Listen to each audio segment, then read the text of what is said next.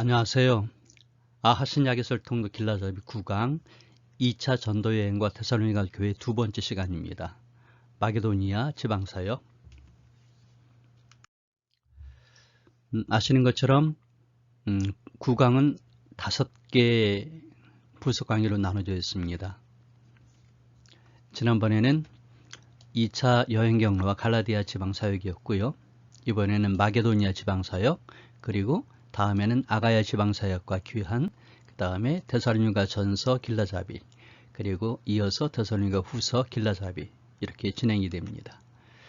이제 두 번째 것, 마게도니아 지방사역을 시작하겠습니다. 우리가 전도여행의 전체적인 윤곽을 이렇게 표로 정리해두면 도움이 됩니다. 사도 바울의 전도여행이 모두 5번에 걸쳐 진행이 됐고, 그리고 사도행전에서는 4번이 언급이 되고 있죠. 보시면 1차 여행 3년, 석장, 그리고 2차 여행 석장, 이렇게 석장씩 되어 있다는 것이죠. 그리고 나머지 7장은 4차 여행입니다. 그래서 사도행전에서는 몇 장씩 분배되어 있는가, 이렇게 정리하고요. 그 다음에 두 번째, 이제 그 여행의 기간이죠. 1차는 2년, 2차는 3년, 3차는 4년, 4차는 5년. 그래서 이것은 각 그 차수, 여행의 차수 플러스 1이 되니까 순차적으로 있어지게 돼서 기억이 쉽죠.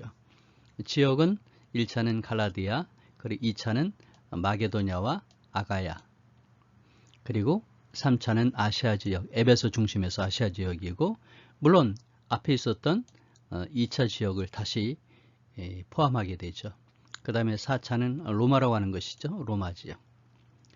그리고 이렇게 전도여행과 사도행전에 나오는 전도여행과 연계된 바울 사도의 서신 13권을 연계하는 게 또 중요한 사도행전 이해의 조건이 도움이 되는 거죠. 1차 때는 한 권, 갈라디아서, 2차 때는 차수와 똑같이 2권, 데살로니가 전후서, 3차 때는 고린도 전서와 후서, 그리고 로마서, 그리고 4차 때에는 옥중서신이라고 얘기하죠. 에베소서, 골로새서, 빌레몬서, 빌립보서.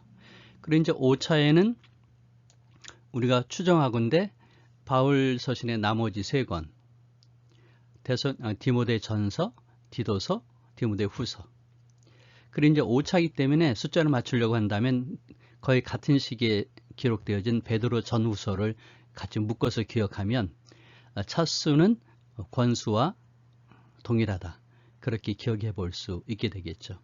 그리고 이제 나머지는 일반 서신으로서 그 뒤에 기록된 것들이 히브리서부터 요한계시록까지 신약에 남은 부분들을 정리하시면 신약에 깔끔하게 정리가 될 수 있죠. 2차 전도여행은 그냥 한 번에 보면은 수리아의 안디옥에서 출발을 해서 다소, 더베, 루스드라, 이고니온, 그 다음 비시디의 안디옥 쭉 가서 무시아 지방에 가서 들어와. 그리고 지난 시간에는 이제 여기까지 했었고요.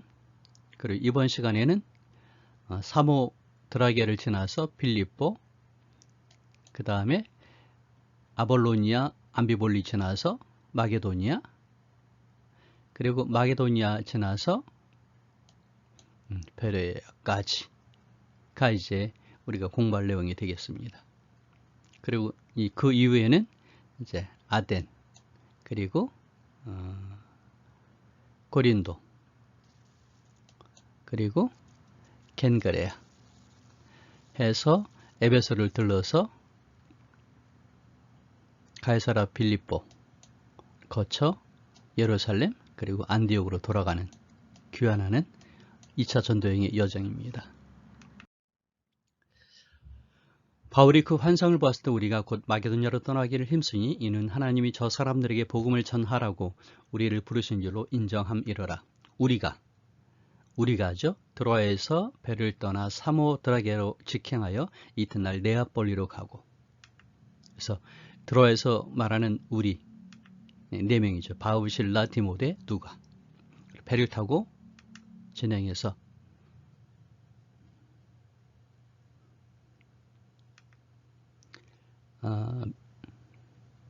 빌립보로 가게 되는데 거기에 사모드라게라고 하는 섬을 지나게 됩니다. 이게 사모드라게고요. 이어서 이제 네아폴리로 가게 되죠. 네아폴리. 현재 네아폴리의 모습입니다.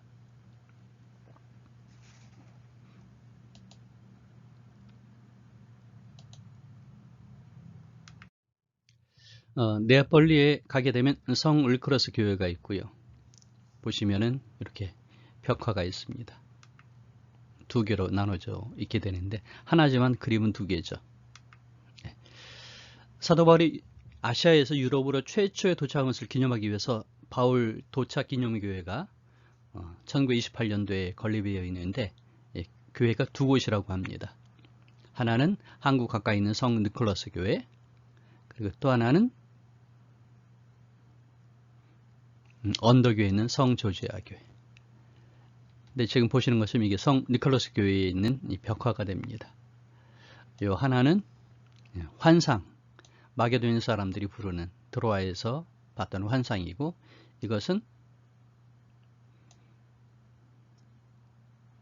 네아폴리 항구에 도착을 한 거죠. 최초로 유럽이죠. 네아폴리는 최초로 이제 육지 유럽에 도착하는 것을 그린 벽화가 됩니다. 사도행전 16장 11절에서 40절까지는 첫 번째 도시 빌립보 사역이 나옵니다. 네아폴리에서 빌립보를 가고요. 근데 이 빌립보는 특징이 로마의 식민 도시입니다. 그래서 상관이 나옵니다. 상관. 그리고 강기테스 강가에서 루디아를 만나죠. 그리고 이어서 점치는 여종이 며칠간 바울과 실라를 쫓아다니면서 괴롭히죠. 그리고 이제 그 귀신을 쫓아내니까 그 여인의 주인들이 고소를 하게 됩니다. 이때 바울이 잡혔을 때 로마 시민권자로서의 항면을 하게 되고요. 그리고 이때부터 사도행전의 저자인 누가가 빌립보에 체류하게 됩니다. 거기서 빌립보 이르니 이는 마게도냐 지방의 첫 성이요 또 로마의 식민지라 이 성에서 수일을 묵다가 빌립보에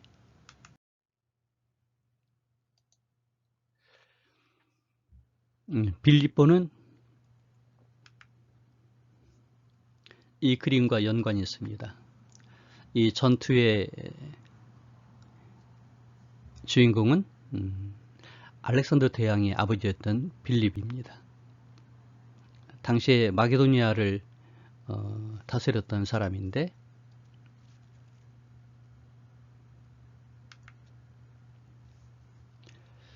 원래 빌립보는 크레미데스, 작은 샘이라고 이름이 붙여진 도시였었는데요. 알렉산더 대왕의 아버지 빌립이 필리피죠. 빌립 2세가 은과 금강으로 유명해진 이 도시를 건설하고 자신의 이름을 따서 필리피, 우리는 이제 빌립보라고 얘기하죠. 필리피라고 이름을 졌습니다. 그러니까 자기 이름을 성에다 도시에다 붙였기 때문에 그 사람이 다스리고 있는 그 왕국의 첫 번째 성이 되는 것이죠. 그래서 우리는 첫 성이라는 말을 이렇게 쓰게 되는 겁니다. 그랬는데 기원전 168년에 로마인들이 이 도시를 점령하고 그리고 20년이 지나서 로마의 속주 도시가 됩니다.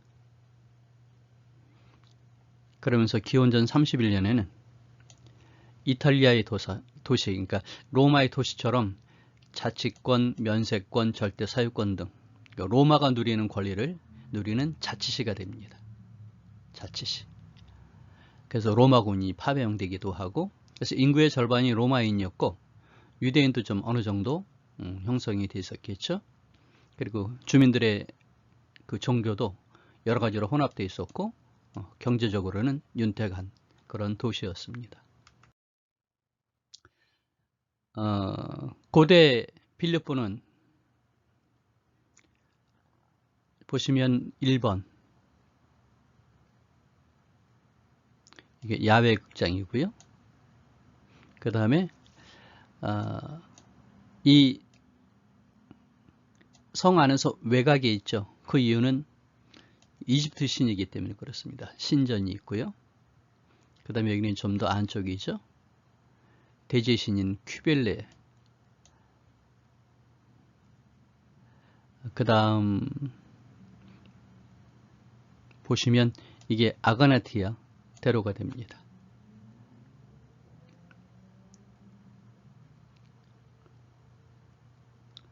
그리고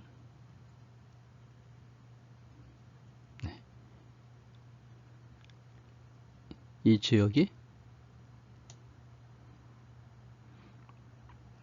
아고라가 되겠고요.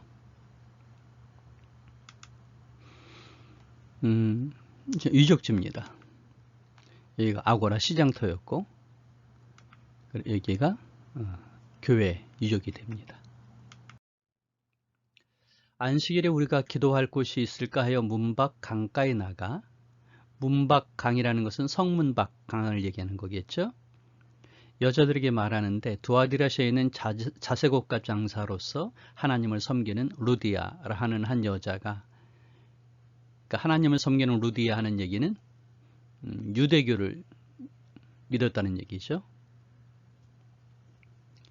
한 여자가 말을 듣고 있을 때 주께서 그 마음을 열어 바울의 말을 따르게 하신지라. 여기 바울의 말을 들었다는 것은 말은 바울이 했는데 복음을 받아들인 것은 하나님께서 하신 것이죠. 마치 바울이 고린도전서 3장에 말한 것처럼 나는 심었고 아볼로는 물을 줬으되 오직 하나님은 자라게 하셨나니 그런즉 심는 이나 물 주는 이는 아무것도 아니로되 오직 자라게 하시는 하나님뿐이니라. 이런 바울의 고백을 우리가 생각해 볼 수 있습니다. 학자들은 이 루디아를 유오디아 또는 순두개, 빌립보에 나오죠. 그렇게 얘기하기도 하고, 또 어떤 사람들은 클레멘드의 처였을 것이다. 그렇게 추정을 하기도 합니다. 빌립보 근교의 시내입니다. 이걸 강이라고 그랬어요. 네. 강기테스 리버, 지금은 앙기스타 리버라고 부른다고 하네요. 두아디라가 여기입니다. 사대가 있고, 그렇죠. 사대 북쪽으로 60km, 그리고 버가모에서 동쪽으로 50km. 그래서 버가모의 위성도시로서 두아디라가 만들어졌는데, 여기가 세계 최고의 자줏빛 옷감을 생산했고 길들을 중심으로 발전했다고 합니다. 당시에 염색을 할 때 천으로 하지 않고 실로 했다고 그래요. 그 이유는 염색 기술 때문에 그런 것이죠. 그래서 천으로 하게 되면 울긋불긋 할 수 있는 그런 것이 될 수도 있으니까 아예 실을 염색을 해가지고 천으로 짠다는 것이죠. 당시에 가난한 사람들은 염색 없이 그냥 옷을 입었고요. 그 다음에 그보다 좀 나은 평민들은 동물이나 식물, 광물에 이런 것을 추출한 염색 재료를 가지고 이제 물을 들여서 옷감을 만들고 그리고 이제 옷을 만들었었는데, 특별히 이때 제외되는 색깔이 있다면 그게 자주색이라는 것이죠. 이건 상위 3%가 사용했던 색깔입니다. 그런데 이 자주색 염색은 주로 두로 지방, 페니키아의 두로죠. 그러니까 이스라엘 그 바로 위쪽에 있는 베니게, 두로와 시돈 기억나시죠? 거기에서 이루어지게 됐는데, 사실은 그 베니게 또는 페니키아라는 이름 자체가 자주색 염료를 뜻하는 헬라어에서 나온 것입니다. 근데 이 자주색 염료는 뿔고둥이라고 부르는 달팽이, 네, 이렇게 생겼습니다. 뿔고둥. 여기서 얻을 수 있는데 이게 이 두로가 위치한 지중해 해변에서만 잡을 수 있다고 그래요. 그래서 50cm의 천을 자주색으로 염색하려면 1만 마리의 뿔고둥을 잡아야 했으니까 얼마나 이 옷감이 귀하고 비쌌을까 알 수 있게 되겠죠.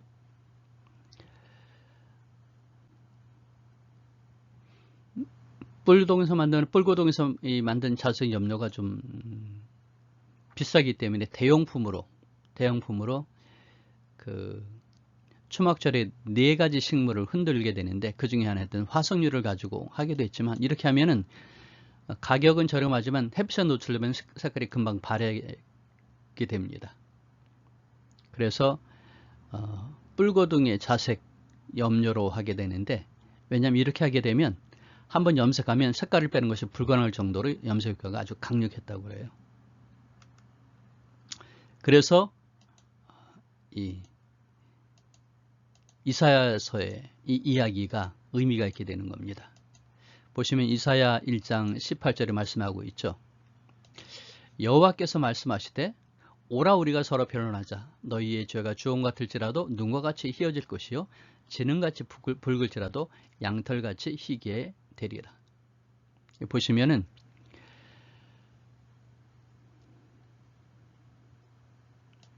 진홍같이 붉은 이것은 흰색이 될 수가 없는 거죠.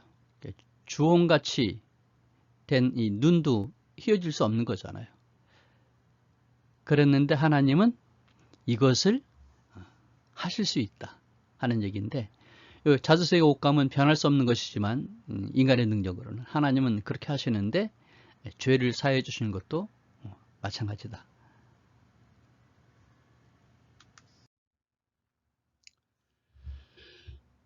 두아디라스에 있는 자색 옷감 장사로서 하나님을 섬기는 루디아라는 한 여자가 말을 듣고 있을 때 그 장소가 어디냐면 아마 이 근처였던 것 같아요.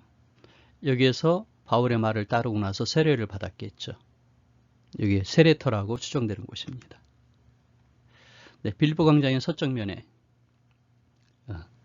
강기테스 강이 있는데 여기에 세례터가 있습니다. 근데 왜 회당이 없었을까? 한번 생각을 해봐야 되겠죠. 보통 도시에 회당이 있으려고 한다면 민얀이라는 조건이 있습니다. 바꿔 말하면 유대인 남자가 10명이 이상이 있어야지 회당을 건립하게 되는데 빌립보의 유대인들이 그보다 적었을까? 이건 좀 생각하기 어렵습니다. 빌립보 도시가 마게도니아의 첫 번째 성이었잖아요. 그렇다면 우리가 이렇게 추정해 볼 수 있는데 고린도에서 아골라 브리스길라가 로마에서 옮겨와 바울을 만난 사건이 있습니다. 잠시 후에 우리가 다루게 될 텐데 글라우디오 황제가 유대인들을 로마에서 쫓아내는데 역시 빌립보도 로마의 식민도시이기 때문에 로마인들이 많이 있었잖아요. 그런 의미에서 유대인들이 쫓겨난 다음이었을 것이다 라고 추정을 해볼 수 있을 것 같아요. 아무튼 회당에서 복음을 전한 것이 바울의 주된 방법이었는데 빌립보에서는 그게 안 됐다는 것이죠. 이것은 루디아 기념교회가 됩니다. 한 여자가 말을 듣고 있을 때 주께서 그 마음을 열어 바울의 말을 따르게 하신지라. 그와 그 집이 다 세례를 받고.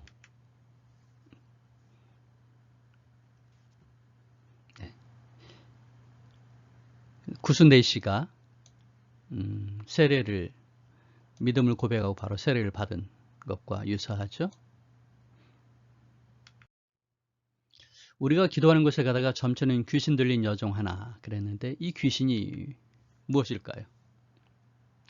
누가는 거듭해서 이 복음이 싸워나가야 했던 문화적인 환경, 그리스 로마의 미신적인 배경을 상기시켜주고 있거든요. 8장 또 13장에서 이 귀신이라고 하는 이 푸뉴마 휘도나는 이 휘돈이라는 단어를 담고 있는 것인데, 이 피도는 뭐냐면 고린도만 북부에 있는 파르나소스 산 남쪽 언덕에 위치한 아폴로 신전에서 신탁을 지키는 신화 속의 뱀 또는 용을 가리킨다고 그래요. 근데 이제 피돈이 결국은 아폴로한테 죽임을 당하게 되는데, 그래서 이 피돈이라는 것은 나중에는 복화술사라는 의미를 갖기도 한다고 그래요. 아무튼 이 여인은 피돈의 영이 들어있었을 것이다 라고 생각할 수 있습니다. 플루타르크 영웅에 이러한 내용이 담겨 있다고 합니다. 이같이 여러 날을 하는지라 바울이 심히 괴로워하여. 바울이 왜 괴로워했을까요? 아마 처음에는 여정 외치는 소리가 위험하지 않아서 그냥 넘어가다가 여러 날에 되는 경우 악한 영에 사로잡혀 있었다는 것을 보고서 불쌍한 마음이 있을 수도 있겠고요.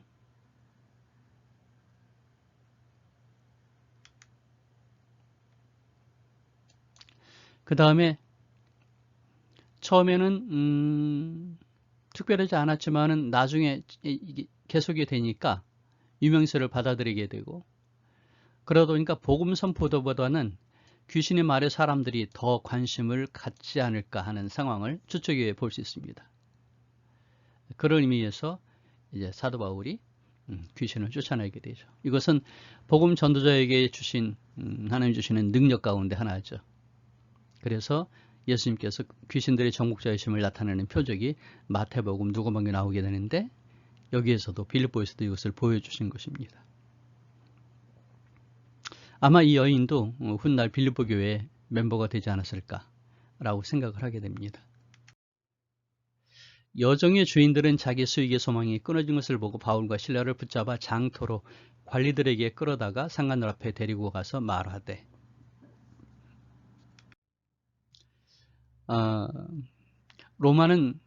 빌립보는 로마의 식민지였습니다. 그래서 로마의 그 제도를 그대로 활용하게 되는데, 정치 구조를 본따서. 근데 이 빌립보에는 2명의 집정관을 해마다 선출합니다. 그래서 이 2명의 집정관이 상관이라고 번역이 되는데, 그래서 상관들이라는 말이 그래서 나옵니다. 그러니까 단순히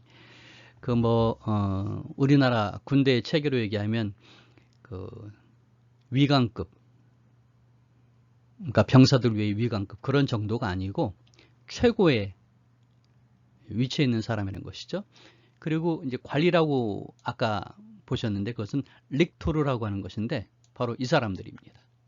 릭토르는 요걸 속관이라고 그러는데 파르케스, 독특한 것인데, 집정관을 근접 거리에서 경호하는 특별한 위치에 있는 사람들이죠. 그러니까 사도 바울이 실라와 함께 잡혔던 이것은 그냥 사소한 일이 아니었다는 것이죠. 왜냐하면 간수가 죽으려고 했던 것과 연계해 봐서도 마찬가지입니다. 자, 빌립보가 잡혔습니다. 이 빌립보 감옥인데 유적지죠.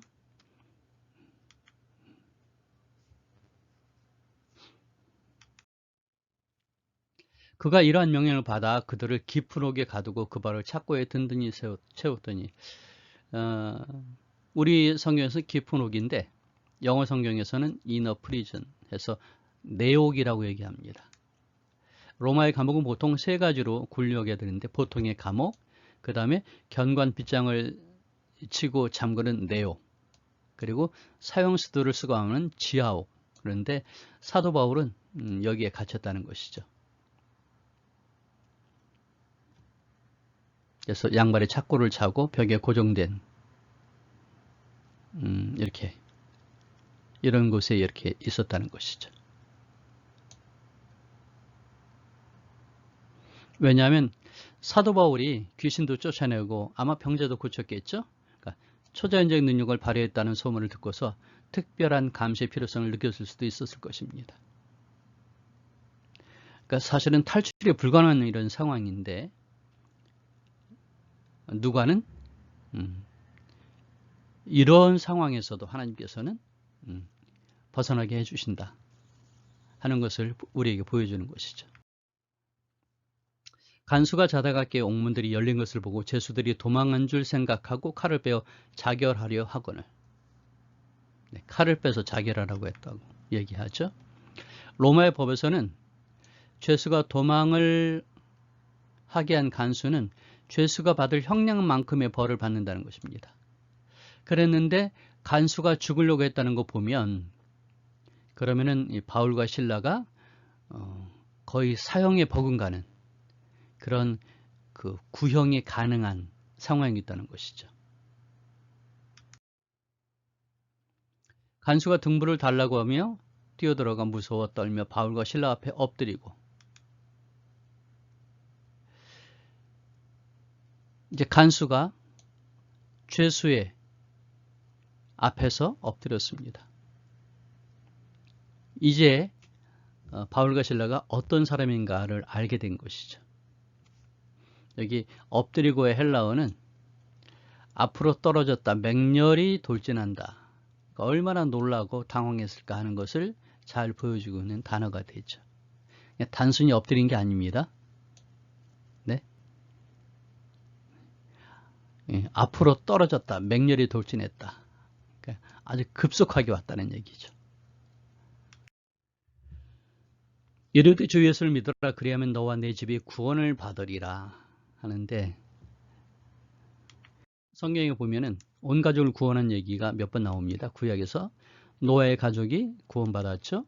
아브라함 조카 롯이 잡혀갔다가 식구들이 다 구원을 받았죠. 그러니까 6월절에 이스라엘의 모든 각 가정이 죽음에서 구원을 받았죠. 또 기생 라합의 가족들도 이스라엘의 여리고 침공 때 구원을 받았고요. 신약에서는 세리 삭개오가, 그리고 가나에 있는 왕의 신하, 그리고 백부장의 고넬료, 그리고 자주왕사 루디아도 그 집이 다 구원받았죠. 그리고 빌립보 간수, 네, 온 가족이 구원을 받은 모습들입니다. 간수가 그 말대로 바울에게 말하되 상관들이 사람을 보내어 너희를 놓으라 하였으니 이제는 나가서 평안히 가라 하거늘.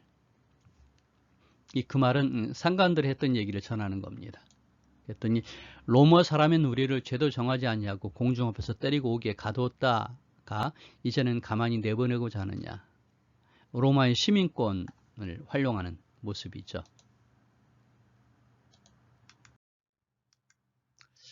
로마의 시민권을 획득하는 방법이 그 도시 전체에 주는 경우도 있고, 그 다음에 군에서 복무하면 맞추고 나서 로마 시민이 되기도 하고, 때로는 돈으로 사기도 하고, 또 특별한 포상으로, 아마 바울의 아버지나 할아버지가 특별 포상으로 로마 시민이 되었을 것이다 하는 학자들의 추정이 있습니다.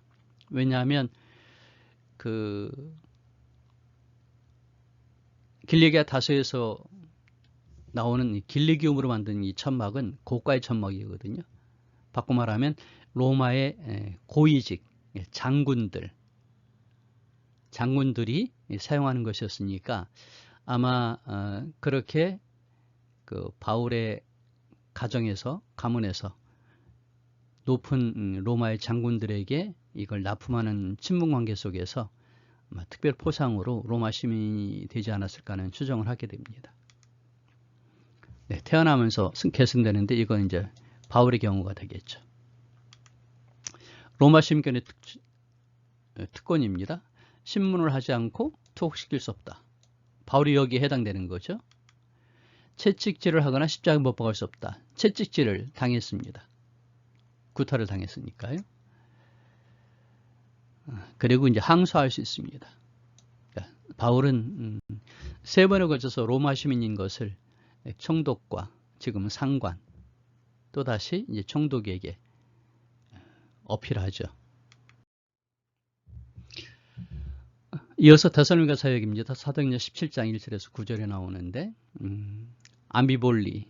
아볼로니아를 거쳐 데살로니가로 가죠.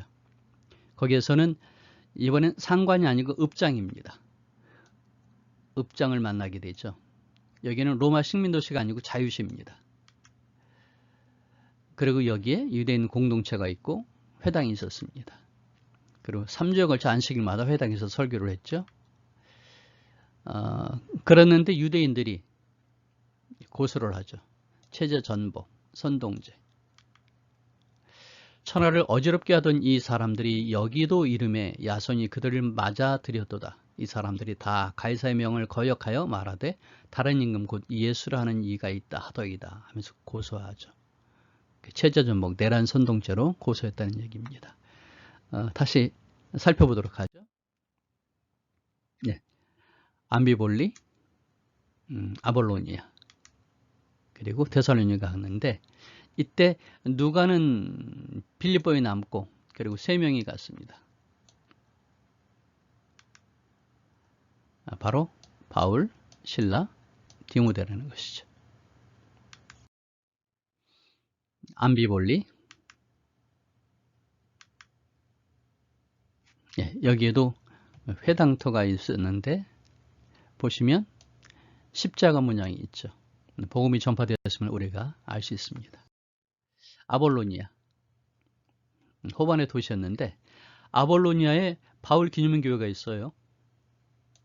그리고 비마라고 하는 것은 이제 재판했던 그런 장소가 되는데 거기에 요 위에서 재판하는 것이죠. 아래 사람들이 있고요.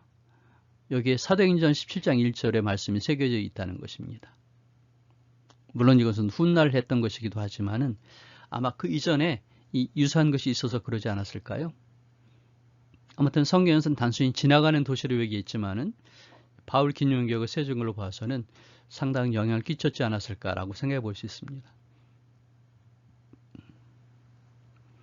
바울이 바위에서 전도했다라고 하는 그 전설이 있어서 그 위에 바위 위에다가 바울 기념교를 세운 것이죠.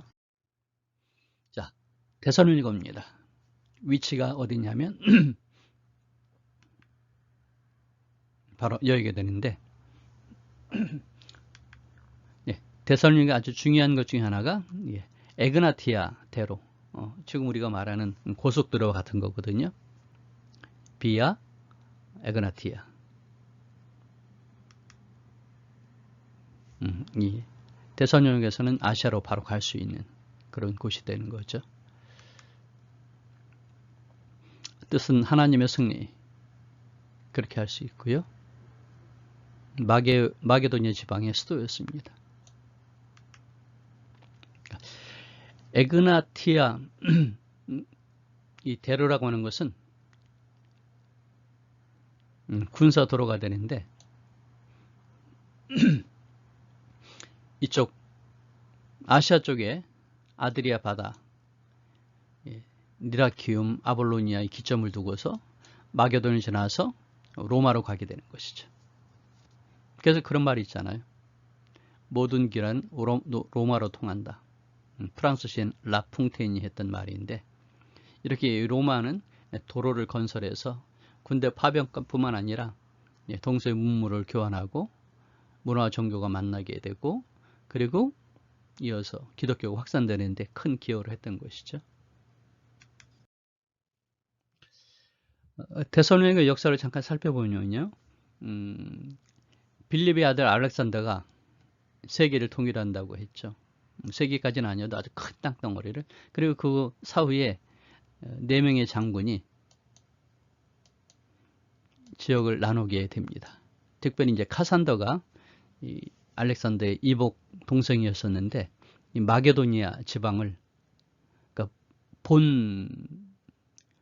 본거지죠. 거기에 지배자가 됩니다. 근데 카산더가 누구랑 결혼하냐면 알렉산더 대왕의 누이 동생하고 결혼해요. 그 이름이 데살로니가입니다. 그래서 자기 아내에게 이 성을 바치는 것이죠. 그래서 그 전에는 빌립보가 1등 도시였는데 이제 카산더 때에는 데살로니가가 1등 도시가 되는 겁니다. 그래서 데살로니가는 상당수의 유대인, 로마인, 그리고 그 외 다른 민족이 있었던 것이죠.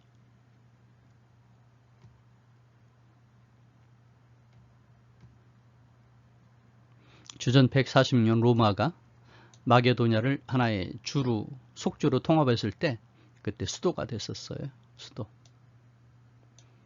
그러니까 바울 당시에는 데살로니가가 빌립보보다 더 큰 도시였던 것이죠. 그러나 유대인들은 시기하여 저자의 어떤 불량한 사람들을 데리고 때를 지어 성을 소동하게 하여 야손의 집에 침입하여 그들을 백성에게 끌어내려 했다. 근데 저자, 시장이죠. 이걸 아고라라고 합니다. 이게 데살로니가에 있는 유족들입니다. 데메트리우스 교회,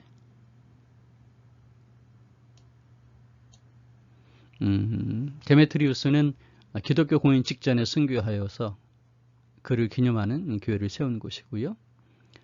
그 다음에 여기 갈릴레우스 승전문, 이 갈릴레우스는 로마 박해 때 마지막으로 기독교를 박해했던 그런 사람이죠.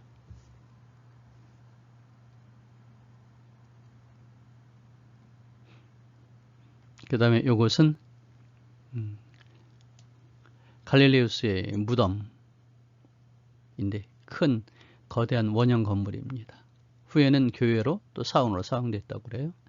그 다음에 이제 해변에 가면 화이트 타워가 있는데 32m 높이의 화이트 타워인데 이게 방벽으로 사용되기도 하고 나중에 감옥으로 사용되기도 했다고 합니다. 바울이 자기의 관리대로 그들에게로 들어가서 새 안식일에 성경을 가지고 강론한다. 그리고 읍장들에게 끌고 갔다고 그러죠.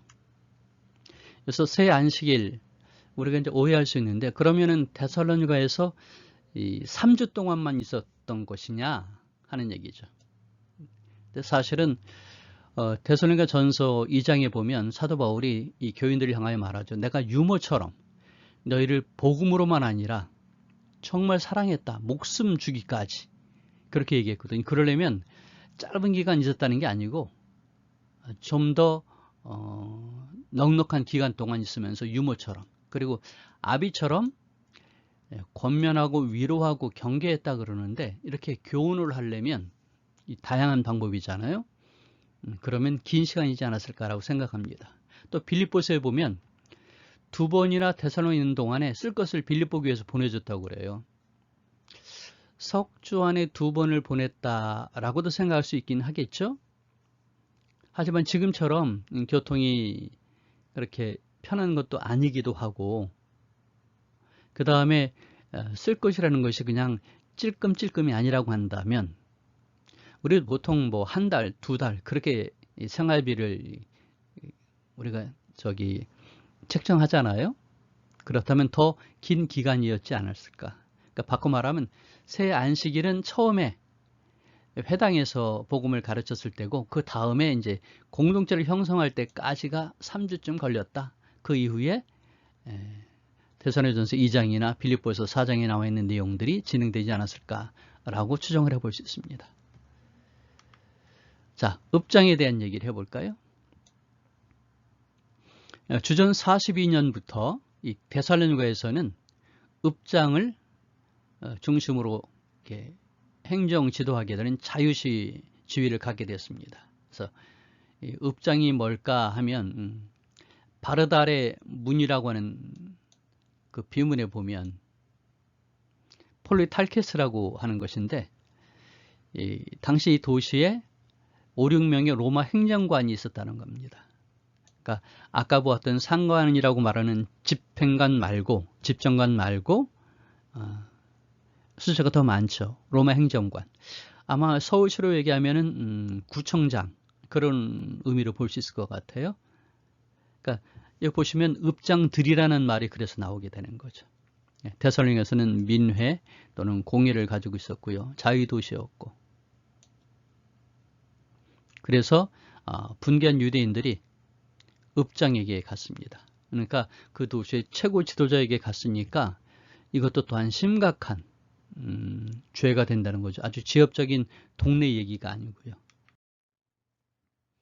무료업장들이 이 말을 듣고 소동하여 야손과 그 나머지 사람들에게 보석금을 받고 놓아주니라. 이 보석금의 성격은 무엇일까요?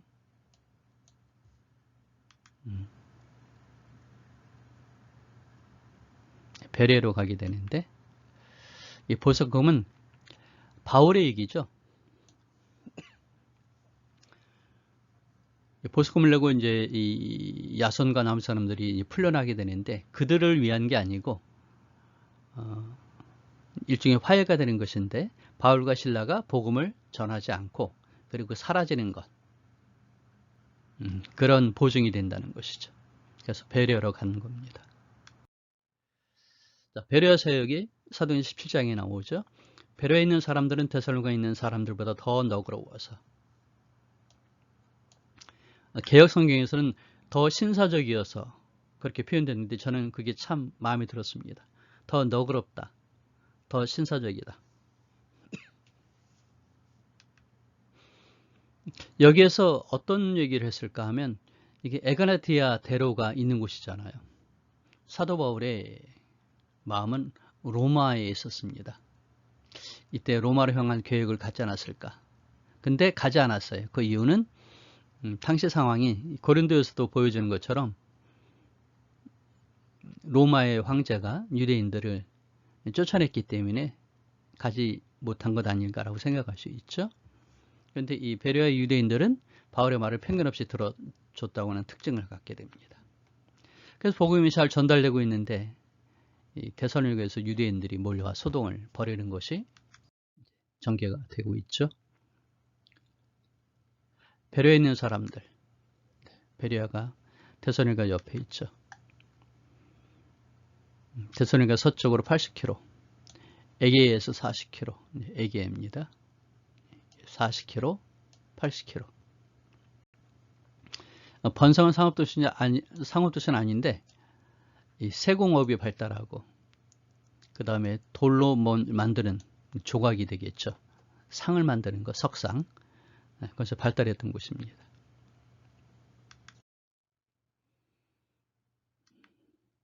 여기는 교회가 아니고요, 그냥 강단입니다. 바울이 여기서 복음을 전했다는 전설이 있는 것이죠. 그래서 두 개의 벽화가 있는데, 아까 보셨던 거하고 똑같은 것 같죠? 그렇지만 요거는 같습니다. 드로아에서 환상을 보는 것이고, 요거는 바울이 베레아 사람들에게 복음을 증거하는 모습을 그리고 있습니다. 베레아에 있는 사람들은 데살로니가에 있는 사람들보다 더 너그러워서 간절한 마음으로 말씀을 받고, 이것이 그런가에 날마다 성경을 상고함으로. 상고하다는 이 말은 자세히 골라내다, 채를 쳐서 가려내다, 탐색하다, 조사하다. 그래서 이제 종종 이 신문이라는 말로 법정에서, 아니면 이제 그 범죄를 조사할 때 신문한다는, 얼마나 세세하게 하겠어요? 그렇게 한다는 의미입니다. 그래서 베레아 사람들은 바울의 설교를 듣고서 구약 성경을 자세히 읽고 살펴 그 원뜻을 찾아내는 것이죠. 구약에는 신약이 담겨 있잖아요. 그리고 신약은 구약을 드러내는 것이고, 그게 단순한 것이 아니라 이렇게 상고함으로 드러나는 것이죠. 이 사람들은 구약 성경의 지식, 헬라의 철학사상, 그리고 자기들의 체험, 이런 것과 바울의 설교를 잘 비교하고 검토해서 진리면 받아들이고 아니면 거절하려고 하는 마음을 가졌다는 것이죠. 우리도 진리 말씀 받아들일 때 이런 자세가 필요합니다. 바울을 인도하는 사람들이 그를 데리고 아덴까지 이르러 그에게서 실라와 디모데를 자기에게로 속히 오게 하라 명령을 받고 떠나라. 그러니까 베레아에서 급하게 좀 바울이 갔어요.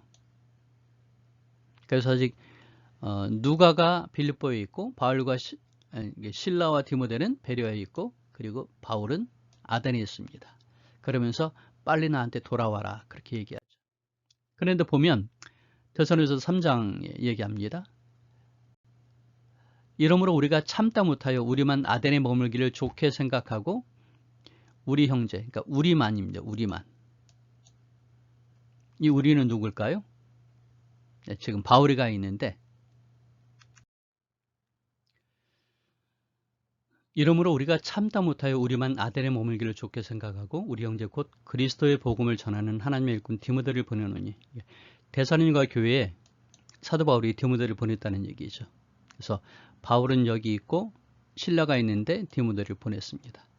왜냐하면 급하게 왔기 때문에 걱정이 됐던 것이죠. 뿐만 아니라 소문이 있었을 거예요. 데살로니가 교회 성도들이 어려움을 겪고 있다. 그래서 궁금해서 디모데를 보낸 것이죠. 그리고 다시 돌아왔습니다. 하지만 또 다른 것은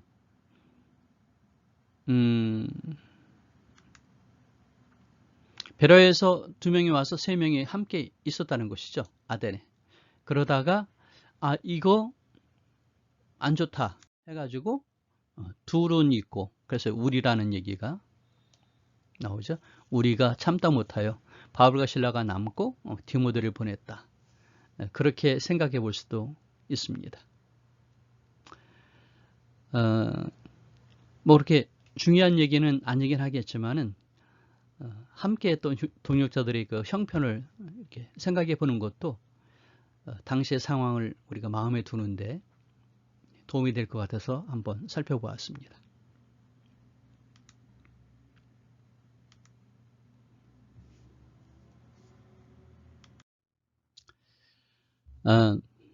오늘 강의했던 내용의 참고 자료를 다음 카페 청성교 선교회에 올려놨거든요. 그래서 오늘 강의한 내용의 PPT를 PDF로 올려놨고요. 그 다음에 에가나티아 대로, 그 다음에 특별히 루디아의 신문과 자주색 옷감에 대한 이 설명은 쉽게 볼 수 없는 내용이어서 여러분들에게 흥미있는 자료가 될 것 같습니다. 한번 찾아보도록 해주시죠. 혹시 이 강의를 들으시면서 이런 자료들이 필요하다, 자료를 원하시거나 아니면 또 교회나 소그룹에서 강의가 필요하실 때 연락을 주십시오. 이메일도 주시고요. 또 이 사역을 위해서 함께 동참을 원하신다면 후원으로 함께 하실 수도 있습니다. 오늘은 여기까지 하도록 하고요. 우리는 다음 강의에서 또다시 만나도록 하겠습니다. 샬롬.